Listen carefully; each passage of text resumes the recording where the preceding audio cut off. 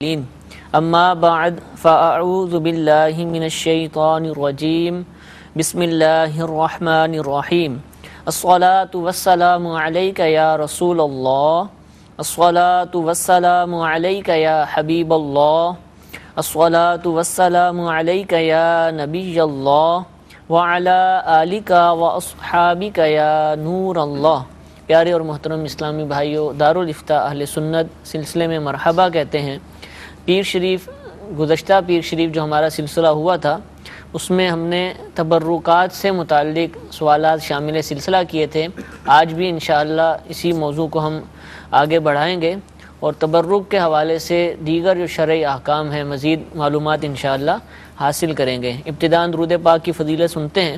نبی کریم صلی اللہ تعالی علیہ وآلہ وسلم نے ارشاد فرمایا، جس نے کتاب میں مجھ پر درود پاک لکھا تو جب تک میرا نام اس میں رہے گا فرشتے اس کے لیے استغفار یعنی بخشش کی دعا کرتے رہیں گے۔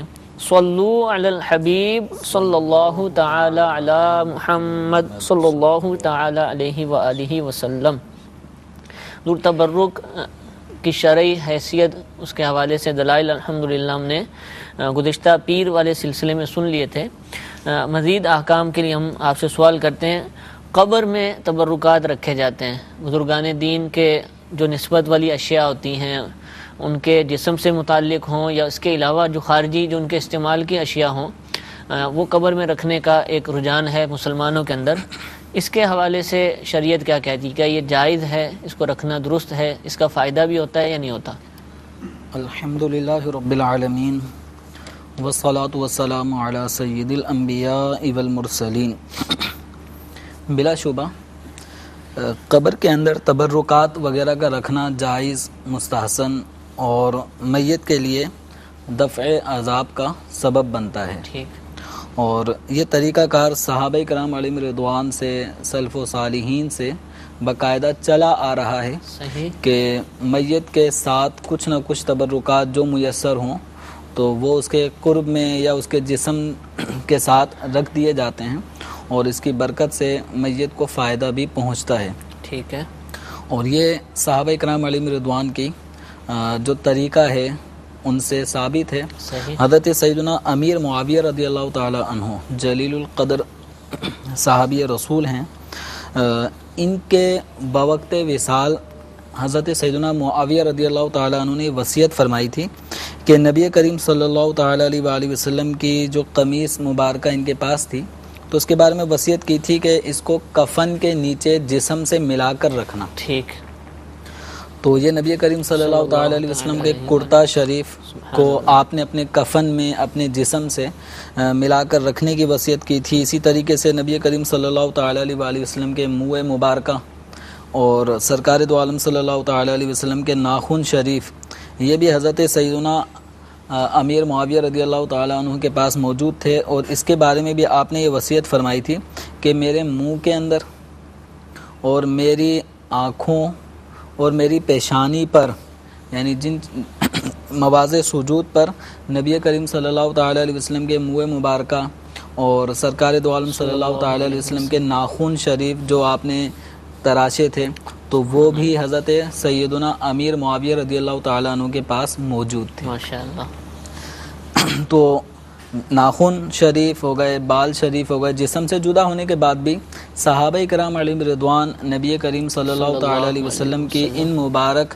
جسم سے تعلق رکھنے والے ان اشیاء کا اتنا ادب اور تبرک کی حیثیت سے اس کو لیا کرتے تھے کہ بوقت وصال بھی تا حیات تو اپنے پاس سنبھال کے رکھا، کرتا شریف بھی سنبھال کے رکھا ہے، ناخن شریف بھی سنبھال کے رکھے ہیں، اسی طریقے سے منہ مبارکہ بھی سنبھال کے رکھے ہیں۔ جب اس دنیا سے جا رہے ہیں تو اس وقت بھی نبی کریم صلی اللہ تعالی علیہ وسلم کی ان استعمال شدہ قمیص کو، آپ کے جسم سے جدا ہونے والے تراشے گئے بالوں کو اور ناخن شریف کو اپنے ساتھ قبر میں لے جانے کی بھی وصیت فرما رہے ہیں۔ تو جب آپ کا وصال ہوا تو باقاعدہ اس وصیت پر عمل کرتے ہوئے اس طرح کرتا شریف بھی رکھا گیا اور ناخن شریف اور بال شریف بھی آپ نے جو کہا تھا کہ میرے منہ میں اور میری آنکھوں کے اوپر اور میری پیشانی پہ سجا دینا، تو الحمدللہ یہ طریقہ کار اسلاف کا، صحابہ کرام علیہم رضوان کا چلا آ رہا ہے۔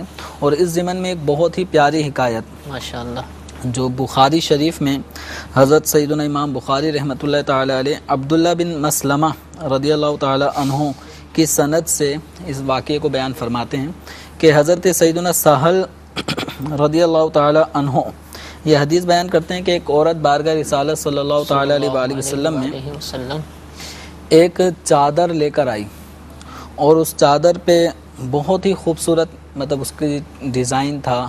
تو نبی کریم صلی اللہ تعالی علیہ وآلہ وسلم کو اس خاتون نے پہننے کے لیے پیش کیا کہ آپ اس کو پہنیں، ٹھیک ہے، اور یہ آپ ہی کے لیے سمجھو اس کو تیار کیا ہے۔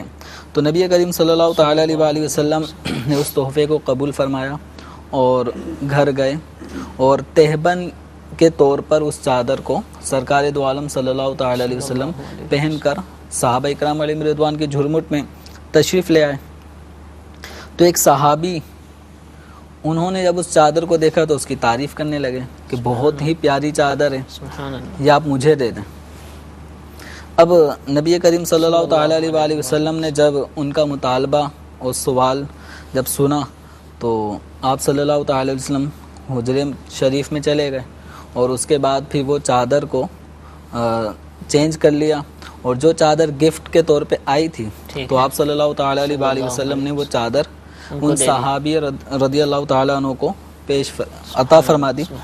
اب اس پر دیگر صحابہ اس دوران ان سے جب سرکار صلی اللہ تعالی علیہ وسلم حجرے میں اندر تشریف لے گئے تو دیگر صحابہ کرام علیہم رضوان ان صحابی کو تھوڑا سا وہ کرنے لگے کہ تمہیں پتہ ہے کہ نبی کریم صلی اللہ تعالی علیہ وسلم کے لیے وہ چادر آئی تھی، ٹھیک ہے، اور آپ صلی اللہ تعالی علیہ وآلہ وسلم نے اس کو پسند بھی فرمایا تھا، سبحان اللہ، اب تم نے ان سے مانگ لیا، سرکار دو عالم صلی اللہ تعالی علیہ وسلم اور حضور منع بھی نہیں کرتے، صحیح، تو اب ان کی عادت ہے کہ کسی سائل کو محروم بھی نہیں فرماتے، اور سرکار صلی اللہ تعالی علیہ وسلم کو پسند بھی تھی، تو اب تم نے مطالبہ کر لیا اب یہ چادر تو ملے گی، تو یہ اچھا نہیں کیا۔ تو گویا اس طریقے سے حضرت سیدنا سہل بن سعد رضی اللہ تعالیٰ عنہ، سہل رضی اللہ تعالیٰ عنہ فرماتے ہیں کہ اس طرح اس صحابی کے ساتھ گفتگو ہو رہی تھی، لیکن اس نے جواب بہت ہی پیارا دیا۔ اللہ اکبر، وہ کہنے لگا کہ میں نے پہننے کے لیے طلب نہیں کی ٹھیک ہے، کہ سرکار صلی اللہ تعالی علیہ وسلم کی اس پیاری سی چادر کو میں زیب تن کروں، پہنوں، اس لیے نہیں کیا، بلکہ میں نے اس لیے چادر کو طلب کیا ہے کہ اس چادر کا میرے کفن کے طور پر وہ چادر میرے استعمال میں آئے، سبحان اللہ، یعنی کپڑا وہی، بالکل وہی کپڑا ہی میرے کفن کا حصہ بن جائے۔ سبحان اللہ، تو حضرت سیدنا سہل رضی اللہ تعالیٰ عنہ فرماتے ہیں کہ وہ وقت آیا کہ ان صحابی کا وصال ہوا، اور ان کی جو خواہش تھی اس خواہش کے مطابق سرکار دو عالم صلی اللہ تعالی علیہ وسلم کی وہ پسندیدہ چادر کو ان کے کفن میں استعمال کیا گیا۔ تو اب یہ صحابہ کرام علیہم رضوان کا ایک جذبہ کہ قبر میں بھی جو جا رہے ہیں تو کوئی نہ کوئی شے رسول اکرم صلی اللہ تعالی علیہ وآلہ وسلم سے تعلق رکھنے والی، حضور سے نسبت رکھنے والی، وہ ہمارے ساتھ ساتھ جانی چاہیے۔ سبحان اللہ، سبحان اللہ، تو یہ تبرکات جو ہیں یہ نبی کریم صلی اللہ تعالی علیہ وآلہ وسلم کے صحابہ کرام علیہم رضوان ان کا بے حد ادب فرماتے، قبر تک اپنے ساتھ لے جانے کی خواہش تمنا ہوتی، اور باقاعدہ قبروں میں بھی یہ اشیاء لے جائی جاتی، رکھ دی جاتی تھی۔ سبحان اللہ، تو اب ہم مسلمانوں کو بھی چاہیے کہ نبی کریم صلی اللہ تعالی علیہ وآلہ وسلم سے نسبت تعلق رکھنے والی اشیاء کو اپنے ساتھ قبر میں لے کے جائیں۔ صحیح، اعلیٰ حضرت رحمۃ اللہ علیہ ایک شعر میں بہت ہی پیاری بات ارشاد فرماتے ہیں، لحد میں عشق رخ شاہ کا داغ لے کے چلے، اندھیری قبر سنی تھی چراغ لے کے چلے۔ تو لحد قبر کو کہتے ہیں، لحد میں عشق رخ شاہ سرکار دو عالم صلی اللہ تعالی علیہ وسلم کے چہرے اقدس کے عشق کی علامت، داغ مانے نشانی، علامت، تو وہ ہم قبر میں لے کے چلے گئے، یعنی داڑھی کی طرف اشارہ ہے کہ سرکار دو عالم صلی اللہ تعالی علیہ وسلم کے چہرے پر داڑھی ہے، تو اس عشق و محبت کی جو نشانی داڑھی کو ہم نے سجا لیا، ابھی اپنی قبر میں ہم اس کو ساتھ لے کر جا رہے ہیں۔ کیوں؟ اندھیری رات سنی تھی چراغ لے کے چلے. اس کو چراغ سے تشبیہ تو دی. داڑھی شریف سنت ہے, سبحان اللہ. نبی کریم صلی اللہ تعالی علیہ وسلم کی عظیم سنت ہے, اس کے بارے میں حکم فرمایا گیا, اور جو نصوص اس بارے میں احادیث وارد ہیں ان کا خلاصہ یہ ہے کہ داڑھی کو ایک مٹھی تک بڑھانا واجب ہے. صحیح. تو اب اس نشانی کو اپنی قبر میں لے کے جانا ہے, اور سنت چونکہ راہ ہدایت ہے, نبی کریم صلی اللہ تعالی علیہ وسلم کی چراغ ہے, روشنی ہے, اجالا ہے, تو جو نبی کریم صلی اللہ تعالی علیہ وسلم سے محبت کرے اور داڑھی شریف کو گویا رکھتا ہے ان کی محبت میں, تو انشاءاللہ امید ہے کہ قبر بھی انشاءاللہ ان کے جلووں سے روشن و منور ہو جائے گی. سبحان اللہ, سبحان اللہ. اچھا حضور, ضمناً پوچھوں کہ تبرکات تو ہم رکھتے ہیں, جی. لیکن جو کفن پہننا ہے ایک انسان نے, بعض دفعہ لوگوں کو دیکھا ہے کہ وہ کفن جو ہے وہ کعبۃ اللہ شریف کی دیوار سے مس کر کے لے آتے ہیں, یا اس کو آب زمزم شریف سے غسل دے دیا جاتا ہے, یا کسی اور متبرک جگہ سے اس کو ٹچ کر کے لاتے ہیں اور اس کو استعمال کرتے ہیں. تو یہ انداز بھی تبرک ہی کہلائے گا, یہ کیا کہلائے گا, یہ اس کے اوپر بھی اس کو فائدہ ہوگا؟ تبرکات ہیں. کعبۃ اللہ شریف کو تو مس کرنا, اپنے جسم کو کعبۃ اللہ شریف سے مسلنا, رگڑنا دیوانہ وار, اس انداز میں یہ تو محبت ہے کعبۃ اللہ شریف سے.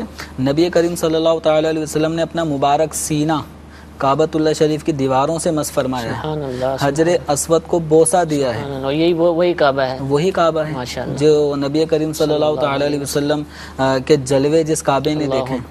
تو کعبۃ اللہ شریف سے کفن کو مس کرنا, غلاف سے مس کر دینا, تو یہ کعبۃ اللہ شریف کی جو عظمت ہے اس کا انشاءاللہ صدقہ برکت کفن میں بھی انشاءاللہ آئے گی. تو یہ ایک اچھی چیز ہے. ٹھیک ہے. اور صحابہ کرام علیہم رضوان سے یہ ثابت ہے کہ نبی کریم صلی اللہ تعالی علیہ وآلہ وسلم جس مقام پر پہنچتے ان مقامات کو وہ متبرک سمجھا کرتے تھے, برکت والا سمجھا کرتے تھے. حضرت سیدنا عبداللہ بن عمر رضی اللہ تعالی عنہ, یہ متبع سنت ان کا لقب ہے تو سارے صحابہ سنت کی پیروی کرنے والے, لیکن حضرت عبداللہ بن عمر رضی اللہ تعالی عنہ کی جو ہستی ہے یہ بالکل ہی ایک نمایاں تھی. ان کا لقب بھی تھا متبع سنت, یعنی سرکار صلی اللہ تعالی علیہ وسلم کے حوالے سے ان کو معلوم ہوتا ہے کہ آپ نے یہ کیا, اگرچہ عادت کے مطابق کیا, تو حضرت عبداللہ بن عمر اس عمل کو اپناتے, محبت اور عشق رسالت کو ضرورت نہ ہوتی تب بھی کر کے دیکھتے. تو وہ مقامات تلاش کرتے ہیں کہ جہاں سرکار صلی اللہ تعالی علیہ وسلم نے نماز پڑھی ہے, تاکہ اس مقام پر میں بھی نماز پڑھ کر اس مقام کی برکت حاصل کروں. اسی طرح حضرات صحابہ کرام علیہم رضوان کا یہ بھی معمول تھا, حضرت عبداللہ بن عمر رضی اللہ تعالیٰ عنہ کا بالخصوص, کہ جب یہ بیرون شہر سے جب آتے تو روزہ اطہر پہ حاضری دیتے. سرکار دو عالم صلی اللہ تعالی علیہ وسلم کے ممبر شریف جس پہ آپ صلی اللہ تعالی علیہ وسلم خطبہ ارشاد فرماتے, اس کے پاس آتے, اس پہ ہاتھ پھیرتے, اس کی برکتیں حاصل کیا کرتے تھے. تو یہ اس طرح اپنے کفن کو کوئی کعبۃ اللہ شریف سے مس کرے, یا جیسے آج کل 11ویں شریف کا سلسلہ ہے تو عاشقان غوث اعظم رضی اللہ تعالیٰ عنہ کے قافلے اب بغداد شریف کی طرف رواں ہیں, وہاں پہنچتے ہیں. تو ایک تعداد ہے جو غوث اعظم رضی اللہ تعالیٰ عنہ کے مزار پر انوار کی جو جالیاں ہیں ان سے اپنے کفن کو مس کر رہے ہوتے ہیں, اور یہ حسرت اور امید ہوتی ہے کہ یہ کفن یہ کپڑا میرے کفن کا حصہ بنے گا, کفن میں اس میں کفنایا جاؤں گا, تو انشاءاللہ اس کی برکتیں نصیب ہوں گی. اچھا, یہ آپ نے برکت ملتی ہے, اس کے اوپر تو حوالے بھی ارشاد فرمائے, اور پچھلی دفعہ آپ نے باقاعدہ قمیص جو حضرت یوسف علیہ السلام کی تھی, قرآن پاک کا واقعہ سنایا.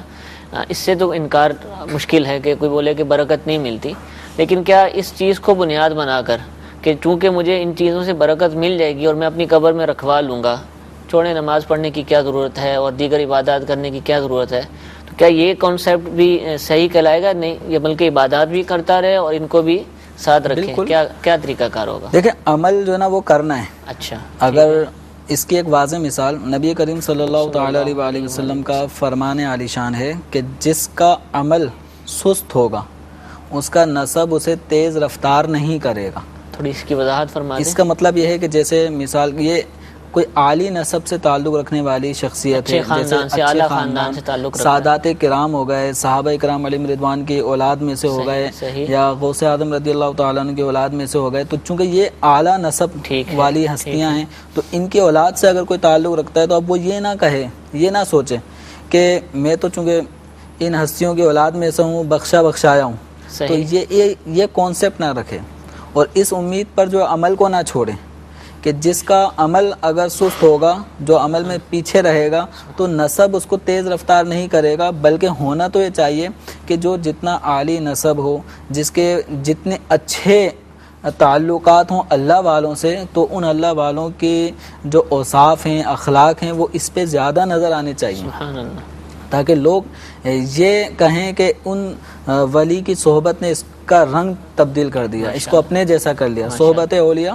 جو ہوتی ہے یہ انسان کے ظاہر باطن کو درست کر دیتی ہے، اس کی اصلاح کر دیتی ہے، تو یہ ایسا ہونا چاہیے۔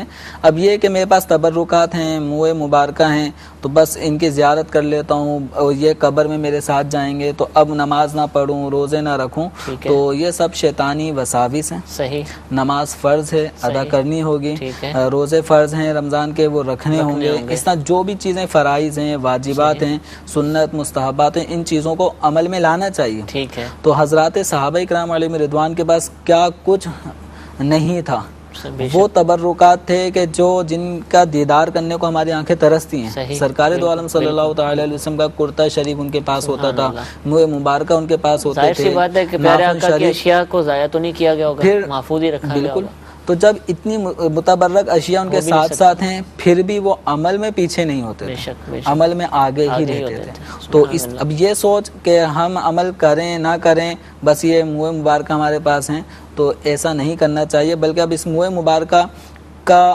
حق ادا کریں۔ ٹھیک ہے، کہ سرکار دو عالم صلی اللہ تعالی علیہ وسلم کے موئے مبارکہ اگر آپ کے پاس ہیں اور آپ نماز نہیں پڑھتے، اللہ، تو یہ تو لمحہ فکری ہے۔ اتنی بڑی سعادت ہے کہ اتنا بڑا انعام آپ کو ملا ہوا ہے، تو اس کے تو شکرانے میں مدنی قافلوں میں سفر ہو، نیکی کی دعوت دے اور نیکیاں کرے، فرائض کے ساتھ نوافل کا اہتمام کرے تاکہ اس کی برکتیں نظر بھی آئیں۔ اللہ تبارک و تعالی ہم سب کو ان متبرک اشیاء کا ادب کرنے کی توفیق عطا فرمائے ماشاءاللہ۔ اور ہمارے ڈائریکٹر صاحب، ابھی بزرگوں کی نسبت کی بات ہو رہی ہے، جگہوں کی بھی نسبت ہوتی ہے، یہ بھی ہم سوال کریں کہ یہ فرما رہے ہیں کہ ان کے والد صاحب 1964 میں حج پر گئے تھے اور وہاں سے مکہ یا مدینہ شریف سے احرام یعنی کفن لے کر آئے تھے وہاں کی نسبت سے، اور اتنے سال گزر گئے، 40-50 سال شاید بنتے ہیں یہ، لیکن بتا رہے ہیں کہ آج تک اس کفن میں کوئی تبدیلی نہیں آئی، بالکل صحیح سلامت رکھا ہوا ہے۔ حالانکہ اتنا پرانا کپڑا ہوتا ہے تو اس میں تبدیلیاں آ جاتی ہیں، تو یہ جگہ کی برکت ہے، اس مقام کی برکت ہے۔ کپڑا تو وہی دھاگے سے بنتا ہے، طریقہ کار بھی وہ ہے، لیکن نسبت سے فرق دیکھ لیں۔ جیسے جسم ہے، جسم مردے کا گل سڑ جاتا ہے، صحیح، لیکن اللہ والوں کے جسم سال ہا سال قبر میں رہنے کے بعد بھی اس پہ کوئی اثر نہیں پڑتا۔ حالیہ جو بھی مدنی چینل پر جو امیر اہل سنت دامت برکاتہم العالیہ کے مدنی مذاکروں میں پچھلے دن 2 دن پہلے دکھایا گیا تھا، 150 سال پہلے جن بزرگوں کی تدفین ہوئی تھی، اب 150 سال بعد انڈیا میں جب ان کو قبر سے کسی وجہ سے نکالا جاتا ہے، جسم سلامت ہے، کفن سلامت ہے، ورنہ تو مٹی قبر کی جو 2 دن میں 3 دن میں وہ جسم گلنا شروع ہو جاتا ہے، پروسیس شروع ہو جاتا ہے، لیکن اللہ والوں کے جسم مہکتے ہیں، قبر کھلتی ہے تو ایک مہک اٹھتی ہے، ایسی مہک جو دنیا والوں نے کبھی سونگھی نہیں ہوتی۔ تو یہ سب برکت ہیں اللہ والوں کی۔ اچھا حضور، یہ ارشاد فرمائیے، جیسے اب آپ نے موئے مبارکہ کا تذکرہ فرمایا، کسی کے پاس ہوں موئے مبارکہ ہیں یا کوئی اور تبرک ہے، تو کیا لوگ کہہ سکتے ہیں کہ جب ہم چاہیں ہمیں زیارت کروا دو، یا وہ اس کی ملک ہے، اس کی مرضی ہے کہ وہ سنبھال کر رکھے، نہ کروائے زیارت کسی کو، یا اس کے لیے دن مخصوص کر دے؟ دیکھیں، موئے مبارکہ جو ہے نا، یہ کسی کی ملک نہیں ہوتا۔ ٹھیک ہے، ٹھیک ہے، یعنی ایک عام آدمی انسان کا بھی بال ہو نا، ٹھیک ہے، وہ اگر میرے پاس آ جائے، عام آدمی کی بات کروں، وہ عام آدمی کے بھی اگر بال میرے پاس ہوں گے تو میں ان بالوں کا مالک نہیں ہوں۔ ٹھیک ہے، تو جو متبرک ہستیوں کے جو بال ہوتے ہیں، زلفوں کے بال، داڑھی شریف کے بال، تو وہ بھی جس کے پاس ہوں وہ ان کا مالک نہیں ہوتا۔ ہاں، یہ ہوتا ہے کہ اس کو وہ ان کا محافظ ہے، اس کو حفاظت کرنی ہے۔ اب یہ ہے کہ کوئی زیارت کے لیے آنا چاہتا ہے کہ مجھے زیارت کرا دیں، تو اب اس میں یہ ہے کہ جب چاہے کوئی آئے تو اس کو بھی پریشانی ہوگی۔ تو ایسے میں بعض ایونٹ ہوتے ہیں، ایسے مواقع ہوتے ہیں، جیسے اب 11ویں شریف آ رہی ہے، تو بڑی 11ویں شریف کی کوئی محفل علاقے میں ہو رہی ہو، تو مسجد کے اندر ہو رہی ہو، تو وہاں پر اس طرح تبرکات کا اہتمام ہو، تو ایسے مواقع پر جو زیارت ہوگی نا، اس میں زائرین کو بھی ایک لطف آئے گا اور ایک ادب کا سلسلہ بھی برقرار رہے گا۔ ہر وقت آنا جانا لگا رہے تو اس میں یہ صاحب خانہ بھی پریشان ہو سکتے ہیں اور پھر اہمیت کا بھی کچھ مجبور نہیں کیا جائے. ٹھیک ہے. اور اس کو بھی چاہیے کہ ایونٹس وغیرہ پر اہتمام کرے تاکہ دیگر لوگ بھی مستفید ہو سکیں, فائدہ مل سکے. کچھ کال سلسلے میں شامل کرتے ہیں. آج چونکہ سلسلہ میں وقت ہمیں تھوڑا ملا ہے, کچھ میسیجز بھی ہوں گے اور سلسلے کے آخر میں انشاءاللہ بہت ہی اہم اعلان جو مدنی چینل کے ناظرین ہیں اور دارالفتہ اہل سنت کا سلسلہ دیکھتے ہیں انشاءاللہ ان کے لیے کیا جائے کہ تو آپ سلسلے کے آخر تک ہمارے ساتھ رہیے. کچھ کالز اپنے سلسلے میں شامل کرتے ہیں. جی کال سنائیے. جیسے تبرکات ہوتے ہیں, مکہ یا مدینہ ہوتا ہے تو اس سیمنٹ وغیرہ سے بنایا ہے, تو جو اس کا مطلب ظاہر سی بات ہے اس کے جو ٹکڑے وغیرہ بچ جاتے ہیں یا کچھ اجزاء بچ جاتے ہیں, زیادہ تعداد میں بچ گئے ہیں جس کو ہم دفن نہیں کر سکتے, تو ہم اس کو کیا کریں, کس طرح سے رکھیں, اس کے بارے میں بھی کچھ ارشاد فرمائیے. اور تبرکات کو زیارت کے طور پہ رکھنے کے بعد اس کو کس طرح سے رکھا جائے. ایک اور سوال عرض کر رہا ہوں, اگر کسی اسلامی بھائی نے اس میں چندہ کیا, 2-3 اسلامی بھائیوں نے, اور وہ بن گیا, بننے کے بعد پھر پتا چلا کہ اس چندے میں ایک اسلامی بھائی کی جو رقم ملی ہوئی تھی وہ دھوکے سے حرام روزی مل گئی تھی, تو اب اس کو کس طرح سے سالو کیا جائے. جی حضور, پہلا سوال اس میں یہ کہ تبرکات کے لیے جیسے گنبد خضرا کے ماڈل بنائے جاتے ہیں, کعبۃ اللہ شریف کے ماڈل انہوں نے سیمنٹ کا کسی بھی دھات سے کسی بھی شے سے بنائے جاتے ہیں, تو اب یہ ہے کہ ان چیزوں کو چونکہ عام انسان رفلی تو نہیں بناتا, ٹھیک ہے, باقاعدہ ایک تقدس کو بھی سامنے رکھتا ہے, تو جب وہ کعبۃ اللہ شریف کا ماڈل بنایا ہے وہ اگرچہ عین کعبہ نہیں ہے, ٹھیک ہے, لیکن کعبے کی ایک مشابہ ہے, صحیح, اور اس کو دیکھ کے کعبۃ اللہ شریف کا تصور قائم ہوتا ہے.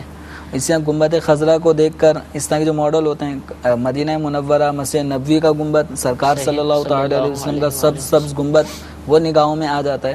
تو ان چیزوں کا ادب کیا جائے. ٹھیک ہے. اب اگر یہ ایسے ہیں کہ بعض پیسز جمع کر کے پھر بنائے جاتے ہیں, ٹھیک ہے, اس کے بعد پھر نٹ وغیرہ اس طرح کیلوں سے نکال کر پھر دوبارہ ان کے پیسز کو ایک جگہ رکھ دیں, اور ادب اور احترام جس قدر ہو سکے اس طرح رکھیں. ان کو اس طرح نہیں کہ جہاں چاہیں مطلب اس کے ٹکڑے اور پیس جا رہے ہوں. جیسے اب میلاد شریف کے جلوس ہوتے ہیں اور اس کے لیے فلوٹس بنائے جاتے ہیں, بڑے بڑے وہ ٹکڑے جن کو ریڑھی کی صورت میں لے کے بھی جاتے ہیں, تو وہ پورا سال تو اتنی بڑی چیز نہیں حفاظت کی جاتی, اس کو کھول کر رکھا جاتا ہے, سال کے بعد پھر اس کو جوڑا جاتا ہے, تو اس کو اچھے انداز سے اسٹور کے اندر بے ادبی والے انداز میں, جیسے عام ہمارے گھروں میں لکڑی ٹکڑے پڑے ہوتے ہیں, اس انداز میں اس کو نہ رکھا جائے. تقدس کو سامنے رکھیں, ان کو جس قدر ادب ہو سکتا ہے اس بے ادبی کے مقام سے بچائیں. اب دوسرا یہ تھا کہ اب یہ ان کا وقت مکمل ہو گیا, یعنی اب شہید ہونے کے قریب ہیں یا وہ اتنا نہیں رہے, تو اب ان کو دفنانا ہے, کیا کرنا ہے؟ ایسے تدفین کا تو کوئی ایسا حکم نہیں ہے, بس یہ کہ اس کو اب کسی ایسی دوسری شے میں تبدیل کر لیں جو قابل استعمال ہو اور اس کا استعمال ادب والا ہو. جیسے لکڑیاں ہیں, تو ان لکڑیوں کو قرآن پاک رکھنے کی جو رحل ہوتی ہے, ڈیسک ہوتی ہے, اس میں چینج کر لیں. ٹھیک ہے. جیسے اب سیمنٹ ہے, سیمنٹ سے بنا ہوا ہے, تو وہ تو اب کسی کام نہیں آئے گا, تو اس کو دفن کر دیں. تو اب وہ ایسی جگہ نہ ڈالیں جہاں گندگی پڑی ہوتی ہو, حفاظت سے, یعنی حفاظت سے اچھی جگہ رکھیں. ٹھیک ہے. دوسرا سوال تھا چندے کے حوالے سے, چندہ جمع کیا اور پتہ چلا کہ ایک جس نے دیا اس نے حرام مال سے چندہ دیا ہے, تو کیا حکم ہوگا ایسے چندے کا؟ اب جب تک کسی رقم کا بیعینی حرام ہونا معلوم نہ ہو, اس وقت تک اس کو ہم حرام نہیں کہہ سکتے. محض گمان کہ یہ فلاں چونکہ وہ بینک میں کام کرتا ہے, اب بینک میں کون سے کام میں ہے یہ نہیں پتا, بس بینک میں کام کرتا ہے اس لیے اس نے بھی جو 100 روپے دیا نا تنخواہ سے وہ حرام, ایسا نہیں ہے. ٹھیک ہے. تو بینک کے ہر تنخواہ دار کو ہم یہ نہیں کہہ سکتے کہ اس کی تنخواہ حرام ہے. صحیح صحیح. تو اس لیے اگر کوئی دیتا ہے تو جب تک بیعینی ہی اس کا حرام ہونا معلوم نہ ہو جائے اس وقت تک رقم کو استعمال میں لایا جا سکتا ہے. جب معلوم ہو جائے کہ یہ حرام ہی کا تھا تو اب اس کو نہیں لیا جائے گا, اگر لے لیا تو اس کو واپس کر دیں. ٹھیک ہے. کچھ میسیجز بھی ہمارے پاس موجود ہیں. مدنی پنج سورہ قبر میں رکھ سکتے ہیں, قبر میں رکھنا ہو تو؟ مدنی پنج سورہ رکھنے میں حرج نہیں ہے. ٹھیک ہے.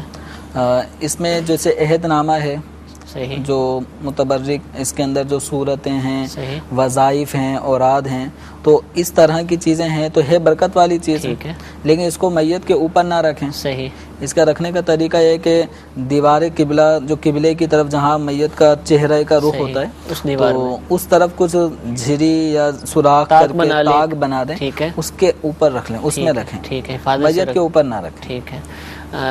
میلاد شریف میں آج کل جو ہے وہ کیک وغیرہ کاٹے جاتے ہیں 12 ربیع الاول والے دن، اور بعض دفعہ کہتے ہیں کہ اس پر گنبد شریف کی تصویر وغیرہ ہوتی ہے، تو اب اس کو کاٹ دیتے ہیں، تو کیا اس طرح کی تصویروں والے کیک بنانے چاہیے؟ یہ انتہائی نامناسب طریقہ ہے، اس طریقے کار سے بچیں۔ کعبۃ اللہ شریف اگر کسی نے بنایا ہے، گنبد خضرا بنایا ہے، تو ان سے عقیدت محبت ہے، لیکن بعد میں چھری جو چلتی ہے وہ کس پہ چل رہی ہے؟ یہ دل پہ چھری چلے گی کسی عاشق اب یہ ہے کہ ایک عاشق کے تو دل پہ چلے گی، صحیح۔ تو اس طرح کے کام نہیں کرنے چاہیے۔ یہ چونکہ ہماری مقدس مقامات سے ان چیزوں کو نسبت ہوتی ہے، تو اس لیے اس طرح کیا گنبد خضرا کو شہید ہونا کوئی تصور کرے گا؟ کوئی عاشق تصور نہیں کرے گا، حالانکہ ان کی نیت ایسی نہیں ہوتی، لیکن بعد میں جو اس کا نتیجہ نکلتا ہے وہ اچھا نہیں ہوتا۔ تو اس لیے بہرحال یہ نہیں کہہ رہے کہ یہ گنبد خضرا ہی تھا، نہیں تھا، لیکن تعلق اور نسبت تھی، اس جیسی شبیہ تھی، تو یہ ادب کے خلاف ہے، اس طرح نہیں کرنا چاہیے۔ سادہ کیک بنایا جائے، اگر بنانا بھی ہے تو اس کو استعمال کیا جائے، ایسا نہ کیا جائے۔ حضور جس طرح چیزیں جو ہے تبرک کے طور پر استعمال ہوتی ہیں، ایسے تصاویر کو بھی تبرک کے طور پر، جیسے گنبد شریف کی تصویر بن گئی یا دیگر چیزیں، تو کیا یہ بھی تبرک کہلائیں گی؟ یعنی ہم کعبہ شریف کی تشبیہ بنا لی، تصویر بنا لی، گھر میں فریم لگا لیا، تو ایسا ہو سکتا ہے؟ ہو سکتا ہے، ٹھیک ہے۔ مطلب یہ ہے کہ اس کو دیکھ کر چونکہ کعبۃ اللہ شریف کی یاد آئے گی، ٹھیک ہے، ٹھیک ہے، تڑپ پیدا ہوگی، ایک جانے کا ذہن بنے گا، تو بسوں کا یہ تصاویر جو ہے نا وہ دیکھنے والے کو اپنی طرف کھینچتی ہیں، صحیح، اور جانے کا دل چاہتا ہے کہ میں بھی اس مقام پہ جاؤں جہاں لاکھوں مسلمان جاتے ہیں، جا رہے ہیں، میں کیوں رہوں؟ تو اس میں رکھنے میں یہ اچھی نیت سے کریں گے اور ان کے ادب اور تعظیم کے پیش نظر کریں گے تو انشاءاللہ اجر و ثواب کا استحقاق ہوگا۔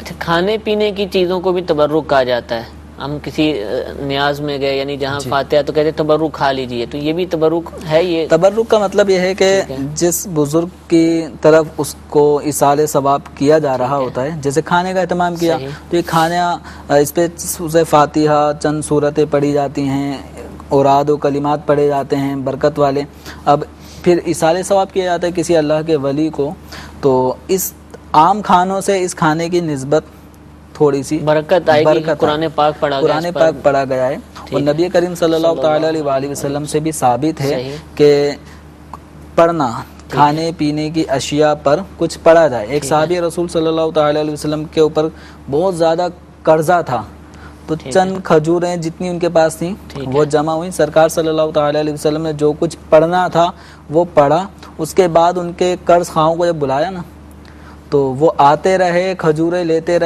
رہے اور کھجوریں کم نہیں ہوئیں۔ اللہ اکبر، تو یہ کیا برکت ہوگی؟ سبحان اللہ۔ تو اسی طرح نبی کریم صلی اللہ تعالی علیہ وسلم کے جو غلاموں میں اولیاء ہیں، ان کے لیے جو ایصال ثواب کے لیے کھانے پینے کا اہتمام ہوتا ہے، تو کلمات خیر پڑھے جاتے ہیں، قرآن پاک کی سورتیں پڑھی جاتی ہیں، درود شریف پڑھے جاتا ہے، تو اس سے بھی اس کھانے میں برکت آ جاتی ہے انشاءاللہ۔ تو اب اس کھانے کا عام کھانوں کے مقابلے میں تھوڑا درجہ بڑھ جاتا ہے، سمجھا جاتا ہے۔ ٹھیک ہے، گرنے کسی بھی کھانے کو نہیں دینا چاہیے زمین پہ کہ اسراف ہو، لیکن اس کا زیادہ احترام کرنا چاہیے۔ ٹھیک ہے، امیر علیہ سنت بھی اس کے حوالے سے بہت زیادہ ترغیب دلاتے ہیں کہ میلاد شریف پر یا دیگر مواقع پر جو نیاز کا اہتمام ہوتا ہے تو اس کو ادب سے ہی پیش کرنا چاہیے، اور کھانے والوں کو بھی اس کا ادب کرنا چاہیے۔ جو پھینکتے ہیں ایک دوسرے کی طرف بڑھاتے ہیں، یہ انداز بالکل بھی مناسب نہیں ہے، بالکل بھی ٹھیک نہیں ہے، تو اس سے ہمیں پرہیز کرنا چاہیے۔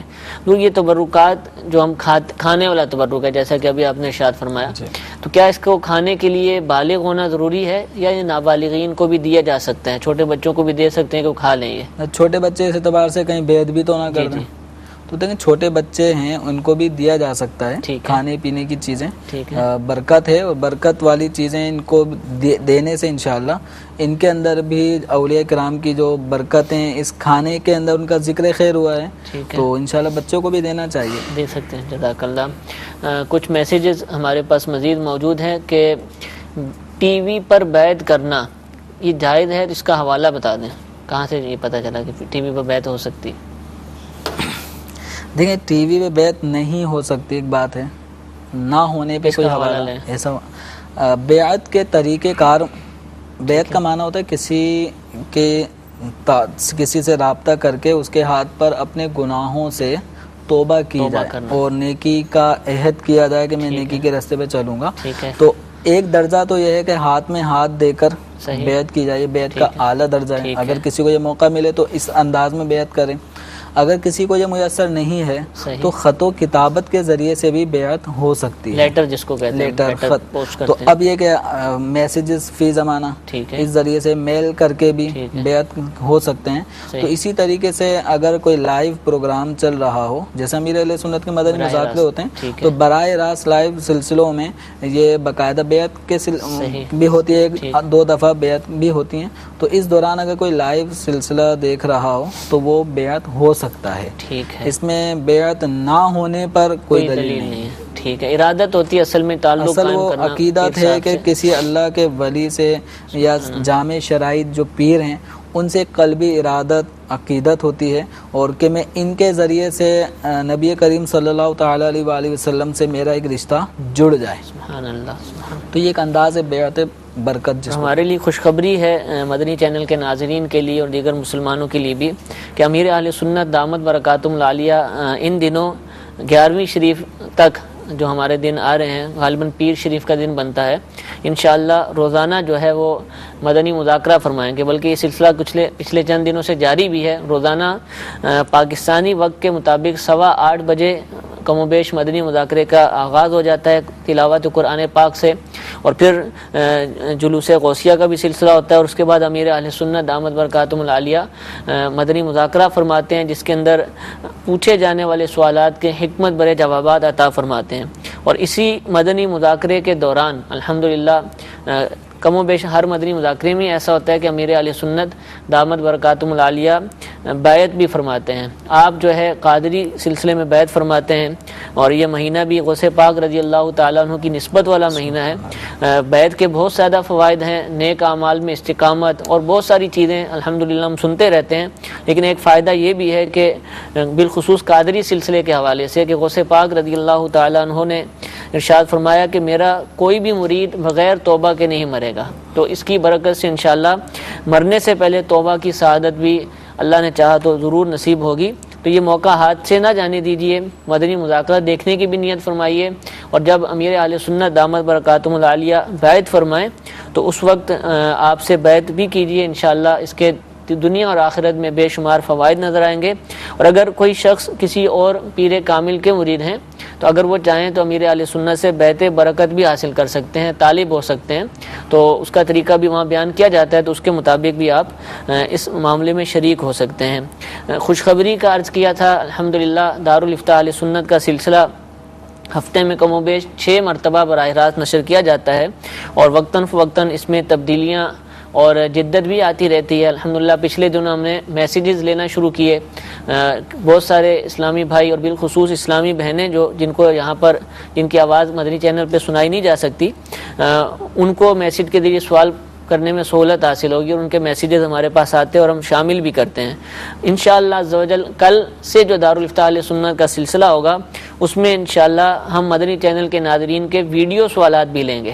آپ کہیں بھی رہتے ہیں، مدنی چینل کا جو واٹس ایپ نمبر ہے وقتاً فوقتاً اسکرین پر دکھایا جاتا ہے، آپ اس کے ذریعے اپنے ویڈیو سوالات ہمیں بھیج سکتے ہیں۔ اس میں طریقہ کار یہ ہوگا کہ آپ سوال کے آغاز میں یہ الفاظ اگر کہیں گے کہ میرا دارالافتاء اہل سنت میں یہ سوال ہے، سلام کیجیے، اور اس کے بعد یہ سوال کا انداز ابتدائیہ کہ میرا دارالافتاء اہل سنت سلسلے میں یہ سوال ہے، اور اس کے بعد اپنا سوال پوچھیے، تو انشاءاللہ جو مجلس مدنی چینل ہے وہ سوال دارالافتاء کی مجلس تک پہنچا دے گی، اور پھر ہم انشاءاللہ ممکن صورت میں کہ ہر سوال شامل بھی نہیں کیا جا سکتا سلسلے میں، لیکن ایسے سوالات کہ جن کا فائدہ عام ہے اور ان کو شامل کرنے میں زیادہ فوائد ہوں گے تو ان کو ہم اپنے سلسلے میں شامل بھی کریں گے۔ کل بھی انشاءاللہ عز و جل یہ سوالات اپنے سلسلے میں شامل کیے جائیں گے، تو آپ ہمارا سلسلہ دیکھتے رہیے، اور انشاءاللہ عز و جل آپ روزانہ سلسلہ دیکھتے رہیے۔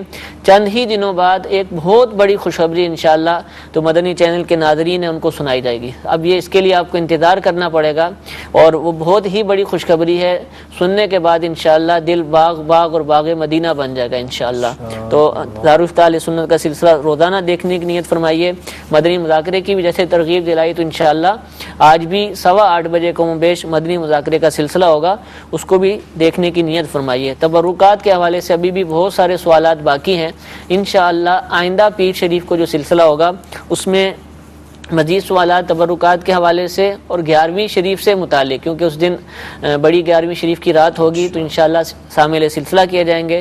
اللہ تعالی ہم سب کو عمل کرنے کی توفیق عطا فرمائے، آمین بجاہ النبی الامین۔ صلو علی الحبیب صلی اللہ تعالی علی محمد صلی اللہ تعالی علیہ وآلہ وسلم۔